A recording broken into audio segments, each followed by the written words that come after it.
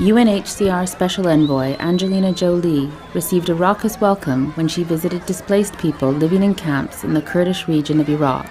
How old are you? I am 10 years old. You're 10 and you?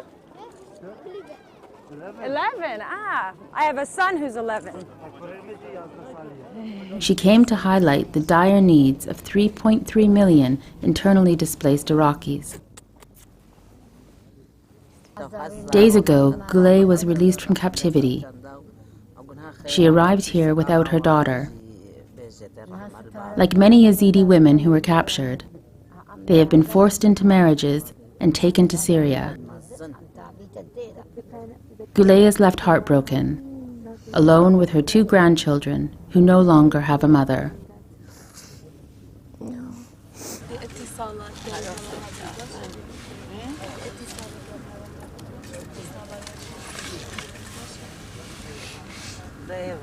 I have seen families with young children living without tents with another 2 months of winter to go. Children whose parents were murdered and are now here unaccompanied. A 19-year-old working as the sole provider for his 7 siblings. I've met mothers whose children have been kidnapped by ISIS. As a parent, I cannot imagine a greater horror, and they are overwhelmed by the thoughts of what is happening to their children right now. She called for help for the millions in need. The international community has to step up and do more. UNHCR has received only 53% of funds needed for the response to the displacement in Iraq in 2014. Ms. Jolie also made a return visit to the Domi's camp, which hosts more than 50,000 Syrian refugees, who still, after nearly 5 years of war, have little hope of going home.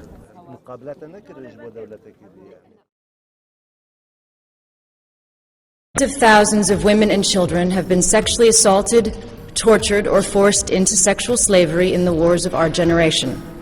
Time and again, the world has failed to prevent this abuse or to hold attackers accountable.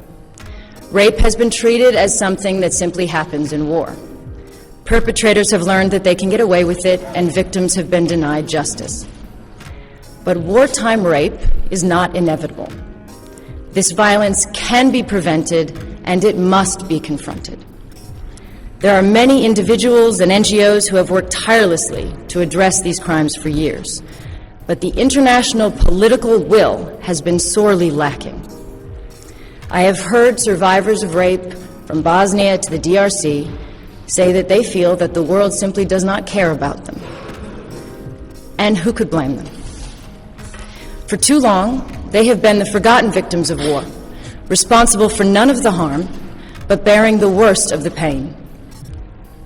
But today, I believe their voices have been heard, and that we finally have some hope to offer them. I welcome the long overdue stand that the G8 has taken, and this landmark declaration. By the time she was 11, under the name Gul Makai, Malala was secretly sending her journal to the BBC. She called it The Diary of a Pakistani Girl. Her favorite pink dress, she wrote, could put her in danger. The Taliban disapproved of bright colors. But the only thing that really mattered to Malala was school. Her passion for learning, expressed through her famous diaries, would become far more dangerous than a pink dress, and Malala knew it. I have the right to play. I have the right to sing. I have the right to talk. I have the right to go to the market. I have the right to speak. I don't mind if I have to sit on the floor at school, she wrote. All I want is an education, and I am afraid of no one.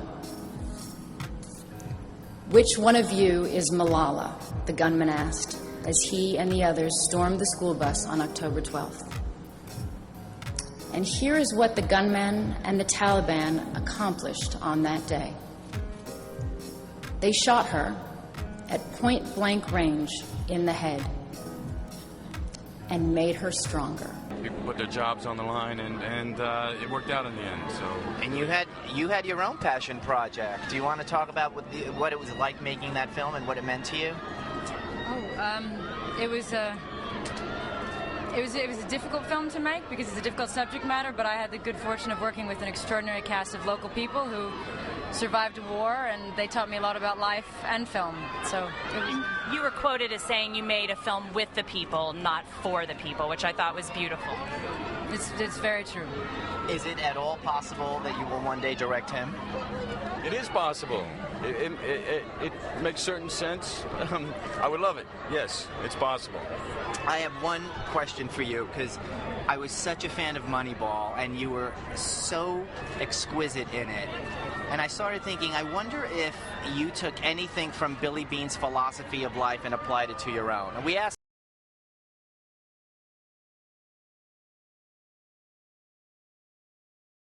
Worth, based on our perceived successes and failures. I find this, really interesting that life is not just one success and one failure. It's a string of success which leads to the next failure, which leads to the next success. And that I find most interesting about the story, that there are many people, many talented people not getting opportunities who are being devalued, and that if given the right opportunity, they could flourish as well.